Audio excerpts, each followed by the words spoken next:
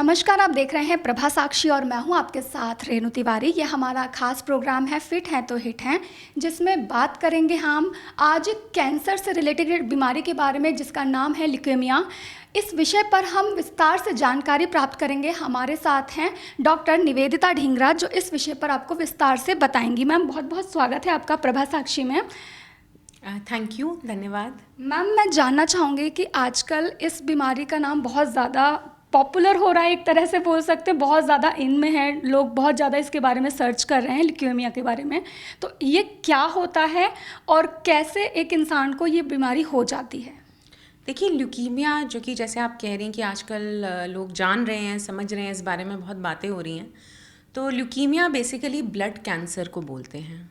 अब जो हमारे शरीर में ब्लड होता है, जो रक्त होता है, उसमें 3 प्रकार की कोशिकाएं होती हैं। एक होते हैं रेड सेल्स जो कि हीमोग्लोबिन, जिससे हमें ताकत मिलती है, वो कैरी करते हैं। एक होते हैं प्लेटलेट्स। प्लेटलेट से जनरली लोग डेंगू के बाद बहुत वाकिफ़ रहते हैं कि प्लेटलेट हमारे शरीर में ब्लीडिंग होने से बचाव करते हैं। और तीसरी जो एक बहुत महत्वपूर्ण कोशिकाएं होती हैं ब्लड की, ब्लड का पार्ट होता है जिसे हम वाइट ब्लड सेल्स बोलते हैं। Leukaemia in white blood cells का कैंसर होता है। आपने दूसरा और क्या पूछा इसके बाद? मैंने आपसे ये पूछा था कि अगर किसी व्यक्ति में ये चीज़ें और ये बीमारी के होने के क्या कारण होते हैं? देखिए, इसका कोई कारण स्पष्ट रूप से तो सामने नहीं आया है। ऐसा नहीं है कि कोई भी ऐसी चीज़ है जिसे हम ठोस कह सकते हैं कि ये ल्यूकीमिया का कारण है। ये किसी को भी हो सकता है, किसी भी उम्र में हो सकता है, बच्चों को हो सकता है, एडल्ट्स को हो सकता है, वृद्ध लोगों को हो सकता है। और बहुत प्रकार के ल्यूकीमिया होते हैं जिनका ट्रीटमेंट अलग अलग प्रकार से किया जाता है। तो कितने प्रकार के होते हैं? ब्रॉडली देखिए, ल्यूकीमिया 2 प्रकार से होते हैं। एक होता है जिसे हम कहते हैं अक्यूट ल्यूकीमिया। जैसे इसका नाम है अक्यूट, ये बहुत तेज़ी से फैलता है। इसके लक्षण भी बहुत तेज़ी से सामने आते हैं। मरीज़ का बिना वजह बुखार आना, बहुत थकान कमज़ोरी महसूस करना, या शरीर में बिना वजह कहीं से ब्लीडिंग होना, नील निशान पड़ना, नाक से मसूड़ों से ब्लीडिंग होना, बदन में दर्द रहना, पेट में भारीपन का महसूस होना या भूख ना लगना, ये सब अक्यूट ल्यूकीमिया के लक्षण हो सकते हैं। और ये जो सिम्टम्स होते हैं जब आते हैं तो आपको फटाफट डॉक्टर को दिखा के ब्लड टेस्ट कराना चाहिए। एक सिंपल सीबीसी के द्वारा हम ये जान सकते हैं कि मरीज़ को ल्यूकीमिया है या नहीं। एटलीस्ट एक हिंट मिल सकती है, एक लक्षण का हमें ये मिल सकता है कि ये बीमारी हो सकती है। दूसरे प्रकार की जो एक ब्रॉड कैटेगरी होती है ल्यूकीमिया की, उसे हम क्रॉनिक ल्यूकीमियाज कहते हैं। इनके लक्षण जो होते हैं ये भी वैसे ही हो सकते हैं कि पर ये धीरे धीरे उत्पन्न होते हैं। कई बार कुछ महीने या कभी कभी 1-2 साल भी लग सकते हैं पूरे लक्षण डेवलप होने में।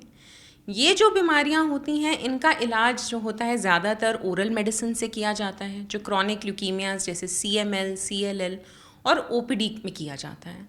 पर जो अक्यूट ल्यूकीमिया होते हैं वो एक मेडिकल इमरजेंसी होती है। उसमें पेशेंट का जल्द से जल्द इन्वेस्टिगेट होना, डायग्नोसिस बनना, हॉस्पिटलाइज होना और ट्रीटमेंट स्टार्ट करना बहुत ज़रूरी है, क्योंकि ये जानलेवा भी हो सकता है। मैम, क्या ये अनुवांशिक हो सकते हैं? लाइक जैसे हमारे पेरेंट्स में या किसी दादा परदादा में किसी के अंदर रहा हो, तो वो ऐसी ये जो ब्लड कैंसर है वो ट्रांसफ़र होती हैं चीज़ें? ऐसा अक्सर केसेस में नहीं होता। बहुत रेयर कुछ जेनेटिक सिंड्रोम्स हो सकते हैं जिसमें रेयरली 1 से अधिक फैमिली मेम्बर में ल्यूकीमिया हो सकता है। मैम, फिर इस बीमारी का बचाव कैसे किया जाता है और इसका ट्रीटमेंट आप लोग किस तरह से करते हैं, शॉर्ट में अगर? देखिए, जैसे मैंने बोला कि ल्यूकीमिया का कोई स्पष्ट कारण अब तक सामने नहीं आया है। ये किसी को भी कभी भी हो सकता है। तो बचाव के लिए भी कोई ऐसा कोई ख़ास कोई स्पष्ट मैं नहीं बता सकती कि क्या कर सकते हैं। पर हाँ, अपने जो हमारे जो लिसनर्स हैं उनको यही बता सकती हूँ कि एक हेल्दी लाइफस्टाइल मेंटेन करना बहुत ज़रूरी है।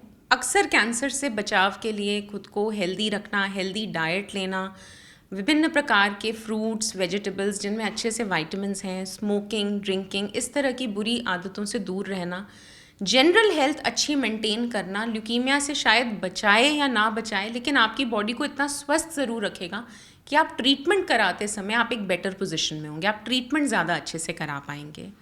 जो ल्यूकीमिया होते हैं, जैसे मैंने बताया, 2 प्रकार के होते हैं। जो अक्यूट ल्यूकीमिया होते हैं उनके अंदर पेशेंट को हॉस्पिटलाइज होना पड़ता है, ब्लड टेस्ट होते हैं और एक स्पेशल जांच होती है जिसको हम बोन मैरो टेस्ट करते हैं। हमारी हड्डियों के बीच में एक फैटी टिश्यू होता है, जिसे हिंदी में अस्थि मज्जा बोलते हैं, जहाँ बॉडी का सारे ब्लड का उत्पादन होता है। बोन मैरो टेस्ट एक टेस्ट होता है जिसमें हम जो हमारी हड्डी होती है, हिप बोन होती है, वहाँ से थोड़ा सा टिश्यू लेते हैं लोकल एनेस्थीसिया में और उसको जांच के लिए भेजते हैं, जिससे पता चले कि कौन से प्रकार का अक्यूट ल्यूकीमिया है। ज़्यादातर जो अक्यूट ल्यूकीमिया होते हैं उनकी ट्रीटमेंट मेडिकली करी जाती है, मेडिसिन से करी जाती है, जिन मेडिसिन को हम कीमोथेरेपी मेडिसिन कहते हैं। बच्चों में जो अक्यूट ल्यूकीमियाज होते हैं उनका जो प्रोग्नोसिस होता है वो बहुत अच्छा रहता है। अक्सर बच्चे मेडिसिन से, कीमोथेरेपी से बिल्कुल ठीक हो जाते हैं, बिल्कुल स्वस्थ हो जाते हैं। जो बड़े लोग होते हैं उनके अंदर बच्चों के मुकाबले आउटकम्स थोड़े कम अच्छे होते हैं, पर बहुत से लोग ट्रीटमेंट से पूरी तरह से ल्यूकीमिया मुक्त हो सकते हैं, लाइफ लॉन्ग क्योर हो सकते हैं। कुछ ऐसे पेशेंट्स होते हैं जिनमें बीमारी अगर हाई रिस्क है या जो ट्रीटमेंट है उससे रिस्पॉन्स बहुत अच्छा नहीं है, तो उनमें बोन मैरो ट्रांसप्लांट क्योरेटिव होता है। तो एडल्ट्स में ल्यूकीमिया में मोस्टली हमें बोन मैरो ट्रांसप्लांट भी करना पड़ता है, पर वो एक क्योरेटिव ट्रीटमेंट है और बहुत से पेशेंट्स उस ट्रीटमेंट से बिल्कुल ठीक हो जाते हैं, ल्यूकीमिया फ्री हो जाते हैं। जहाँ तक क्रॉनिक ल्यूकीमियाज का सवाल है, इनमें मोस्टली आज की डेट में हमारे पास बहुत advanced oral medicines, targeted medicines आती हैं, जिन्हें पेशेंट को एक ओरल पिल की तरह लेना होता है, रेगुलर ओपीडी फॉलोअप में आना होता है और उनका आउटकम भी लॉन्ग रन में अच्छा ही रहता है। मैम, जैसे एक मिथ कह सकते हैं कुछ भी, जैसे कहते हैं कि कैंसर कभी बॉडी से ख़त्म नहीं होता है, वो कुछ ना कुछ रहता है, वो वापस भी डेवलप हो सकता है। हमने अभी हाल फिलहाल 2 साल पहले इरफान खान की जो मौत देखी, वो अपना ट्रीटमेंट करा कर आए थे और फिर से उनकी बॉडी में कुछ ऐसी चीज़ें हुई, उनकी तबीयत ख़राब हो गई और एंड में उनका निधन हो गया। तो क्या ऐसा जो मिथ है, इस पर आप क्या कहना चाहेंगे? देखिए, कुछ हद तक तो आपने अपने सवाल का जवाब खुद ही दे दिया। आपने कहा कि ये मिथ है, तो ट्रूली स्पीकिंग ये एक मिथ है। देखिए, कैंसर का क्या आउटकम होगा, वो क्योर हो पाएगा या नहीं, ये बहुत से फैक्टर्स पे डिपेंड करता है। हम एक ऐसे एक ब्लैंकेट स्टेटमेंट नहीं दे सकते। बहुत से ब्लड कैंसर्स जो होते हैं उनका ट्रीटमेंट हम क्योरेटिव इंटेंट के साथ करते हैं, यानी कि हम कोशिश करते हैं कि हम एक पीरियड तक ट्रीटमेंट दें और उसके बाद कंप्लीट क्योर हो जाए।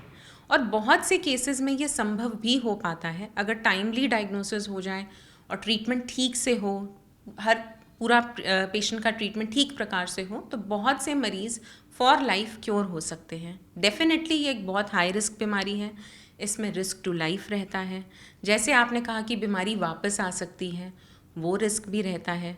लेकिन जहाँ तक हम ब्लड कैंसर की बात करते हैं, वहाँ पे जहाँ बहुत सुनते ही ऐसा लगता है पैरों के नीचे से ज़मीन खिसक गई और अब जीवन का अंत होने वाला है, वैसी कोई स्थिति में जाने की ज़रूरत नहीं है, कोई पैनिक की ज़रूरत नहीं है। बहुत अच्छे ट्रीटमेंट ऑप्शंस अवेलेबल हैं। मेडिसिन की दुनिया में बहुत एडवांसेस हुए हैं और ब्लड कैंसर का ट्रीटमेंट बिल्कुल पॉसिबल है और क्योर अचीवेबल है। मैम, इन तमाम जानकारी के लिए आपका बहुत बहुत शुक्रिया।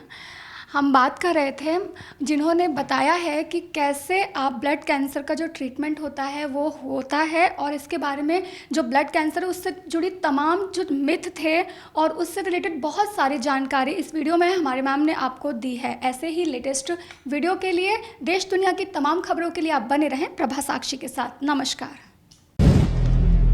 अगर आप भी लेना चाहते हैं देश दुनिया की तमाम जानकारी, तो आज ही सब्सक्राइब करें हमारे चैनल को।